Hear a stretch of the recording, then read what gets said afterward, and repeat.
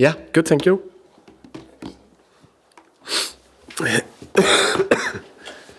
Hi guys, we will start with a broadcast section that's got no embargo, followed by an embargoed section for 10:30 p.m. on Friday. No live tweeting during the broadcast section, and use the microphone provided. Gail. Afternoon. Shall we start with team news? No number of players not out there, but I guess Bergvall is the main one because of him limping off on Tuesday. Palhinha, anyone else you're expecting back? No Solanke, but I'm guessing that's just managing minutes. Fill us in. Unfortunately, Lucas picked up an ankle injury, so keep being very unlucky with injuries, and it looks like it could be a longer one. He's been assessed these 2 days, so timeframe I'll know more about. In the next couple of days. Palhinha is progressing. Could be close for Burnley, but that can be a tight one. Dominic Solanke and Destiny Xavi, all three got well through the game against Dortmund, and just extra recovery for various reasons, and all three should be available for Burnley on Saturday. So just to clarify, so you sort of said a long one, it's going to be a couple of months for Bergvall. Am I right, it's a similar injury to the one he had on his other ankle last season? It's an ankle injury, and a longer one, and the time frame I'll come back to when we know more in the next couple of days. Okay. So tell us then, after what has been quite a difficult week or so, how well did you sleep on Tuesday night? In general, I sleep okay well, but of course it was a big win for all of us. It was a much needed, I would say, performance and win, and I was very happy the way we had it. For example, I think we started very well in the first 25 minutes before the red card. I think we were the team that was in charge, a team that was dominating, teams that looked dangerous, the team that looked confident, going forward, aggressive, exactly what we would like to be. And throughout performed a good game against a good team and won a well-deserved win. So now it's up to us to build on it, to keep adding layers and keeping, how can I say, the result consistency, and also adding even more to performances. I've said it and I mean it. It's not been through the roof all, but the last 8 games there's much more consistency. There's much more in those performances that could have given us much more than we got so far. But we need to keep it up with another top performance against against Burnley, and we come on a top performance, top concentration, give us a top opportunity to win the game. And how hard is it when you watch your team do that to be able to get them to back it up a few days later in the Premier League? Because when you come off wins in Europe, we've seen a sort of home loss to Fulham, an away loss to Forest, that ability to just get that mindset where it needs to be a few days after, it has looked a little different. I also think, I can't remember all of them, I also think we've seen a win after a Champions League game. I'm pretty sure of that, actually, if I'm honest. So it's not like we're losing every single time we've lost or played a Champions League game. So we 100% won at least once, if not twice, after a Champions League game. Anyway, but the mindset. But anyway, you saw so from the beginning of that game. I would say the thing is, what you're bang on is, it's a big task, but that's what we want, and that's where we want to be. It's a big task to perform every third or fourth day. We want the big task, and we need to perform every third or fourth day. But that's where we, how can you say, build that strength, determination, mental power, focus to go, resilience to go every third, fourth day. That's what we are try to do our very best to build on. And just finally for me, we know you had your lunch with the hierarchy a few days or just before the Dortmund game. I'm guessing more support off the back of that this week ahead of what is a really big league game. And when you look at some of those league games coming up, it feels like a kind of big moment in Tottenham's season. I think the support, has been exceptional throughout the season. Not only, I know there's a few questions about me, but it's not about me. It's about me, the staff, the players, the club, and that needs to be aligned, and that direction and alignment is very clear from ownership to the board, to Vina, Johan. Everyone is on the same page, and there's a lot of things going in the right direction. We just need to back it up with even more good performance and more good result. Had lunch with Nick and Johan again today, so I think it's again a good sign of just that support there is, and we need to keep going. We have it's always the next game that is the most important one, and away to Burnley is a very important one. After that, there's a away game to Frankfurt, very important one. All the games are very important, and I know we need more points, but if you're higher up, they will also be very important, because then we'll achieve more. So I think the big thing is to how can you say, stay calm, no matter if you're getting too excited about things or it's too much whatever negative. Stay calm. Do what you trust, all of us, carry on, and everything will be fine after that. I just one on Dominic Solanke. Obviously, you said that he had a sort of special programme the last couple of days. How much will his minutes need to be managed in the matches, if at all, and how close do you think he is back to the point where that doesn't need to happen anymore? I think he is not close to it, I would say. I think we saw Solanke that was on whatever 70% or whatever. It's difficult to when you're 100%. I think we saw a lot of good things from him. He scored a goal exactly where he should be, with a nice little triple contact. But the big positive is he was where he should be in the box. There was 3 other situations where he was just doing the wrong movement and then arrived front post instead of behind the defender and on the end of the cross from Pedro, where both of them have a good connection. But that's how do you get that in? That's playing minutes together. He is a very not a physical. He's a very fit player in general and can play with high intensity throughout a game. After 65, you just are done. That means there is more to come. We would just, because it's the first 65 minutes in 7 months, something like that. So we are very aware that 2 good recovery days and train tomorrow, then he's available and ready for Saturday, and then we take it game by game. So there's his injury is not, it's more his fitness, match fitness. His injury is fine. Okay. You said you want to build now on Tuesday's performance, but specifically away at Burnley, what does that look like, do you think? Yeah, but I think that's a completely different game against a different opponent. Scott Park and his team, they're a promoted team. We've seen in a lot of their games, they're very competitive. Latest at Anfield, where they had a 1-1 draw.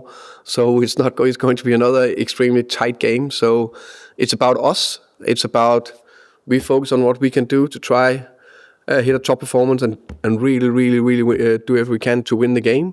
How can you say, manage their threats in terms of both set pieces, counters, but be on top of it, and of course create the opportunities we need to score the goals. How different a Burnley side, not just personnel but style and tactically, do you think you face compared to the August game?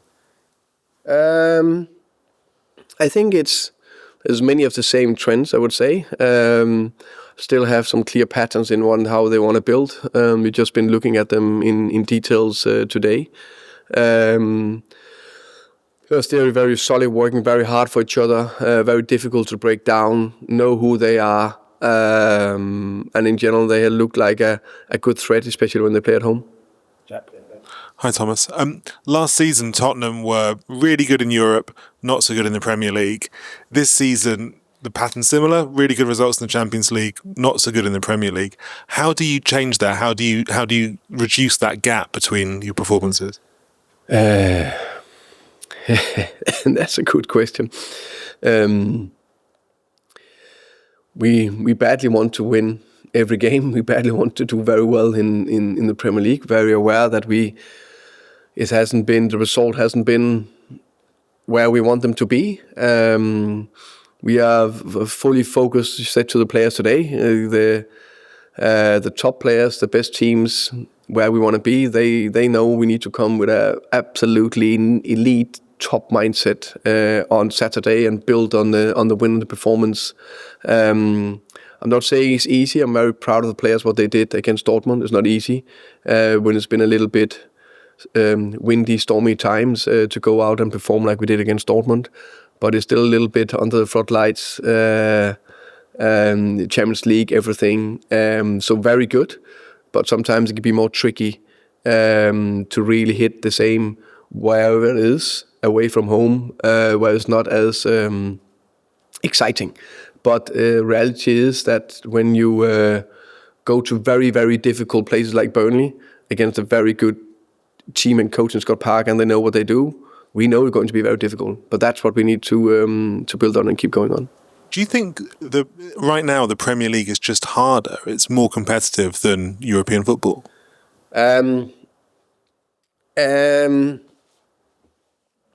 I think the Premier League is, they have no doubt the best league in the world. I think the competitiveness and the evenness in the Premier League is insane. Every game is so difficult, and I think there's a lot of Premier League teams that will be. If you play whole Premier League playing in Champions League, they'll do very well. No doubt about that. Champions League is difficult, and especially when you play away from home, it's very, very difficult. I'm sorry. Hi Thomas, how are you? I'm good, thank you. You said before it was very difficult to perform 3 or 4 days after putting in a good consistently. But yet, if I go to Wimbledon, I expect Novak Djokovic to perform every other day consistently at a high level. If I go and see Taylor Swift 3 times in a week at Wembley, I expect her to perform. Why is it so hard for a football team to perform consistently for 4 days after they've just played against a European team? I think there is definitely football teams that can do that consistently, and that's what we're aiming for and want to do. No doubt about that. As I said, we've always also done that before. Very aware that to build that consistency where you can do it is something you need to keep working on. How can you say? That focus and a mindset and awareness and ability to could do it, because it demands such a mental strength. That's something we're working very hard on. In terms of building consistency, playing the same team all the time is probably a good idea. I would have thought. Never managed a football team. That helps, definitely, yeah. And the other night you were, I wouldn't say forced into playing the team you played, but you had limited options. Would you consider, obviously without Bergvall, playing the same team at Burnley because they did so well the other night, without giving away necessarily your starting 11? Yeah, but I always think about how we can create a consistency, and that's also where it adds a little bit to the complexity in with the mental and the physical load. Who's ready to go again? Where they borderline if they're extremely the accumulate load has just been too much for some players. You even need to, not load them as much, depending on where they are coming back for injury or not, or played a lot of minutes.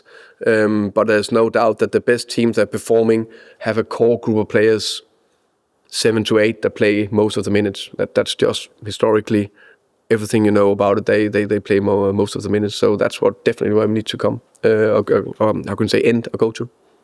Finally, you've had a lot of lunches this week. We've probably had lunch every day this week. I have lunch every week. That's I mean, with your bosses, you've had at least 2 lunches this week with your bosses.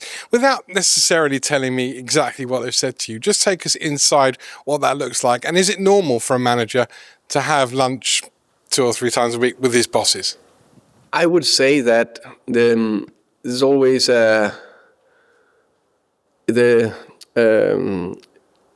Nick was here this week. That was planned 5 weeks ago. So that's normal. If he's over, that we have lunch 1 or 2 days at a training ground. I have lunch with Vinay 3 times a week because it's a good way to talk, get around all the small bits we need to do, because we're also busy with meetings and a busy schedule. The same with Johan, the same with Fabio. So that that it makes sense to use that time to have lunch and talk. Hi, welcome. Hi, Thomas. Is this the most long-term injuries you've had at one time as a manager? Must be close to, I think, my third year in the Prem with Brentford. We also had a horrendous year, which impacted massively on the Premier League season, unfortunately. So I think this is definitely one of it. I think some of it is we always need to assess and look at what can we do to avoid some of the injuries. Then we know there's a lot of contact injuries. So the Bergvall, how unlucky is that? There was another contact injury I just recently saw. There was the Shaw. There was a few situations. Kudos. Some of them are just okay. What's happening here? It seems like we are cursed or something like that. But injuries is a part of football. So the next bit we need to look into: how can we make sure that we get return to play is speeding up? That we do absolutely maximum we can to get the players back as quick as possible. The reason I asked is I asked your predecessor the exact same question. He said along his long career it was the most he'd ever had as well, and it just feels like it can't kind of be. I know there's a lot of unlucky ones, but it almost feels like it can't be a coincidence that the club keep having these issues. And I guess what I'm asking is that department, that side of the club, something where it maybe doesn't match the expectations of the club right now? I actually think there's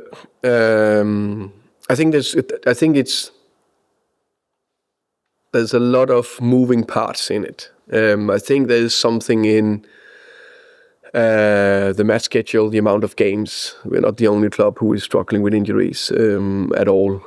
Many clubs have that, especially if you play European football and especially if you play Champions League. I think that's a big part of that. It's just the load is just so big. I think that the medical and the performance department overall very happy with the progress they have made this year. I think there's some clear highlights. We talked about them before. I know Rich unfortunately had a hamstring injury, but he was fit and available, and he started 12 games. He played 90 minutes games. He hasn't done that for I don't know how many years. You can check that. So that's a big upgrade. Micky, big upgrade. Kuchi, big upgrade. The others is in a very good place.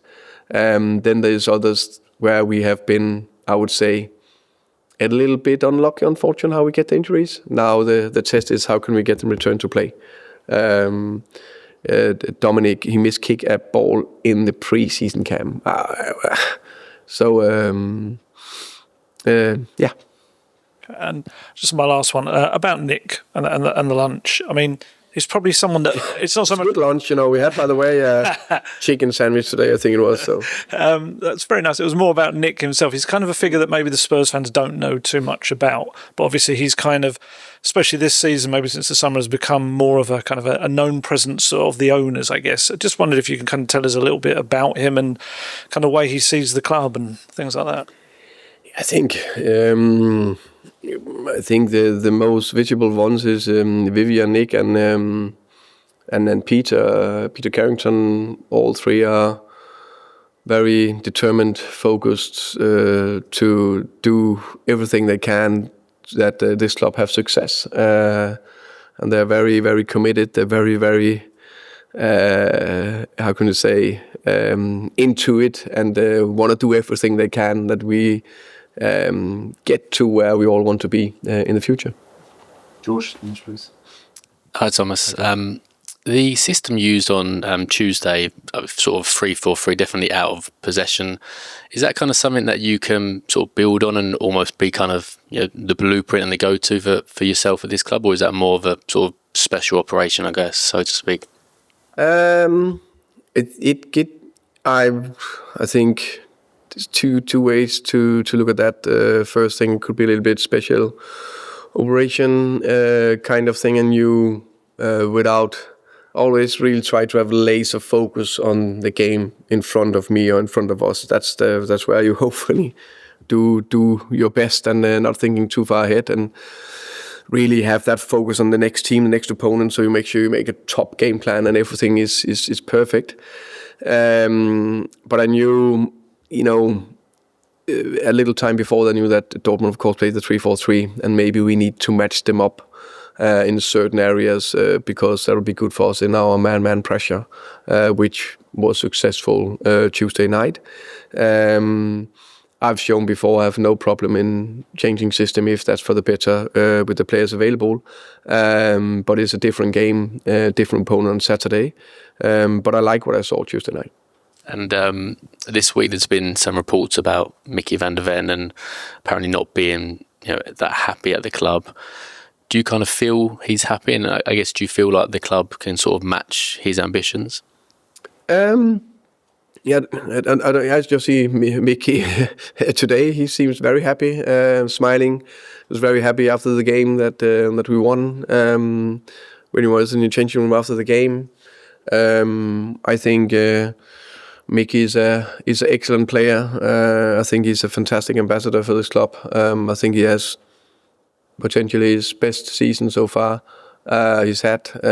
He's fit, he's strong, good defensively. He's growing as a leader, scoring goals as well. And he's a very important player for us this season and for the future. There's sort of talk of 100 million sort of being slapped on his head as kind of the price tag. Would that force the club to consider selling him, or is he kind of off limits and not for sale, whatever the price? I would say he's very important for us. So Micky is a Tottenham player now and for the future. Okay, we'll end the broadcast section there. Move on to the embargoed section for 10:30 p.m. on Friday. Tom?